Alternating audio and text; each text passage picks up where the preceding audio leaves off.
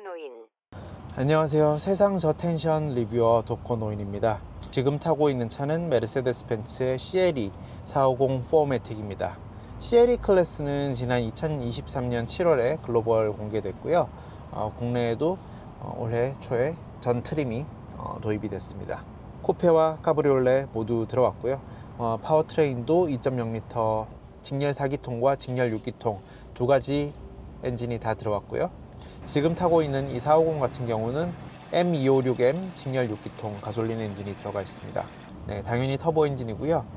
최고 출력은 381마력, 그리고 최대 토크는 51kgm, 1800rpm부터 최대 토크가 터지기 때문에 이제 실용 영역부터 그리고 퍼포먼스를 요하는 영역까지 두루두루 힘을 잘 내줍니다. 부단 변속기가 들어가 있고요. 48V 마일드 하이브리드 시스템이 들어가 있습니다.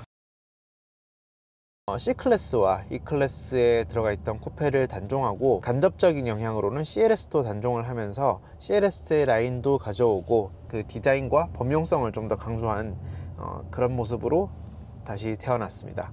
사실 C클래스와 E클래스 쿠페의 라인업을 이렇게 통합하게 된 거는 역시 글로벌 시장에서 쿠페 라인업들이 위축이 된 측면이 강하고요. 쿠페라든가 컨버터블이 갖고 있던 어떤 스포츠카 고성능차의 이미지를 전기차들이 좀 많이 가져왔고, 그리고 같은 비용 가격이면은 그냥 고성능 SUV를 산다, 이런 경우들이 좀 많아져 버리면서 페나 카브리올레 이 럭셔리 라인업들에 대한 인기가 상대적으로 줄어든 것이 원인이라고 할 수가 있겠습니다. 어떤 자동차 평론가 분들은 끔찍한 혼종을 만들어냈다, 이렇게 보시는 분들도 있는데요. 사실 메르세데스 벤츠의 차량 개발 역사를 보면은 시대에 순응하는 차들을 만들어 왔기 때문에 이것이 특별히 돈만 보고 내린 결정이다, 자동차 제조사를 포함해서 모든 기업들이 내리는 결정은 돈을 보고 내리는 결정이니까 C클래스 쿠페를 사려던 사람들이 과연 살 수 있을까? 이제 C클래스를 살렸던 사람들한테는 차가 커졌다라는 느낌을 주기는 하겠습니다. 가격 차이도 분명히 있고, 쿠페 450 포매틱의 경우에는 국내 기준으로 했을 때 이제 9,600만 원입니다. 가격 자체로만 보면은 이전에 나왔던 E클래스 쿠페 450 포매틱 가격하고 별반 다르지 않습니다. 그래서 위치는 그냥 E클래스 쿠페예요.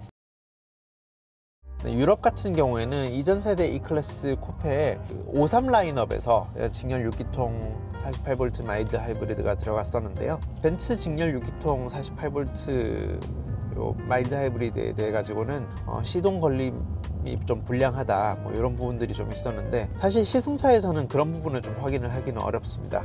혹시라도 다른 차량 말고요, 450 포매틱 인라인 6기통 요거를 타시다가 시동 꺼짐 혹은 시동 불량 부분이 있어 가지고 좀 어려움을 겪으셨다 하는 분들은 제보를 좀 부탁을 드리겠습니다.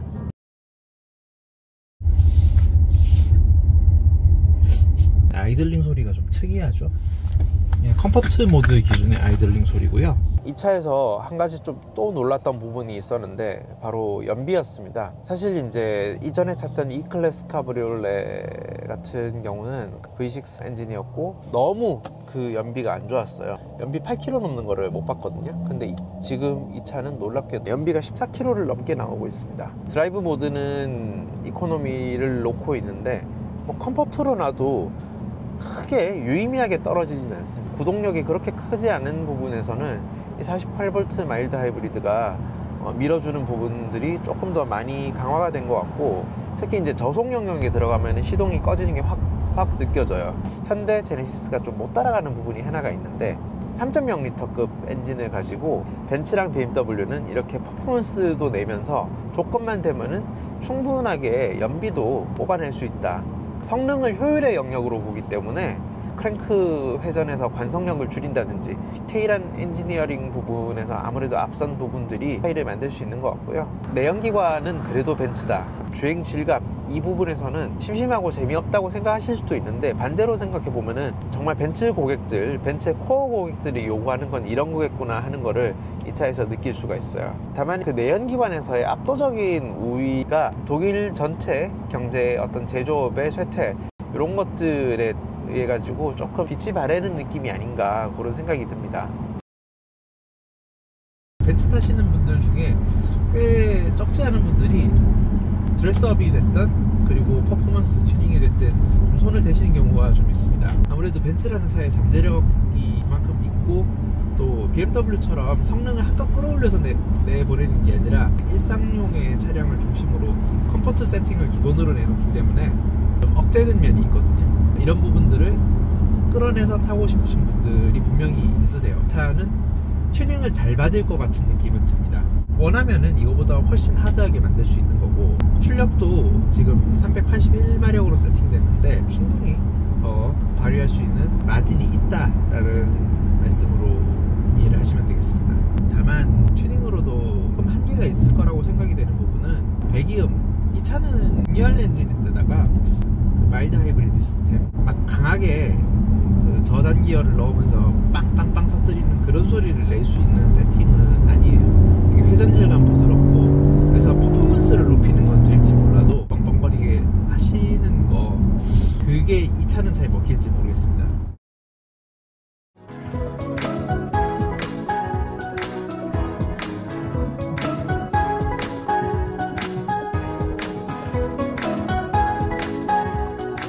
그 지금 보시는 주행 영상 기준으로는 다 스포츠 모드로만 찍은 거예요. 그 스포츠 모드로 찍은 상황에서도 차가 되게 부드러운 반응을 보인다는 거를 알 수가 있고, 실제로 운전하시는 이 실장님도 스포츠 모드가 다른 차 기준으로 했을 때 컴포트보다 살짝 더 하드한 정도, 어느 순간에서도 컴포트를 포기 못하는 것 같다라는 그런 의견이 있었습니다. BMW 4 시리즈라든지 그리고 뭐 8 시리즈 경쟁자들과 어떤 차별화를 보여주겠다, 이런 느낌을 확실히 주는 것 같고요. 호응 같은 경우 엔지니어링 패키지라고 해가지고 후륜 조향이 2.5도 각도로 들어가고요. 이전에 E클래스 대비해서 하나 안 들어가 있는 게 이제 에어 서스펜션이 안 들어가 있고요. 에어 서스펜션이 들어가면은 고중량을 지지하기에 유리한 점이 있고, 그리고 또 이제 차고 높이 조절을 통해 가지고 최적의 접지력 혹은 공력 성능을 발휘하도록 할 수 있는 장점은 있는데, 행복은 혼자 오고 불행은 함께 온다 그러잖아요. 한쪽이 고장이 나면은 주로 대칭 쪽에 있는 게 같이 나가버리게 됩니다. 그러면은 공임이 엄청나게 나가게 되죠. 그런 부분들을 없애면서도 이렇게 부들부들한 승차감, 노면에서 올라오는 어떤 느낌들을 다 잡았다는 거, 셰시로는 벤츠를 깔 수 없다, 이런 것을 또 보여주는 하나의 사례라고 할 수가 있을 것 같습니다.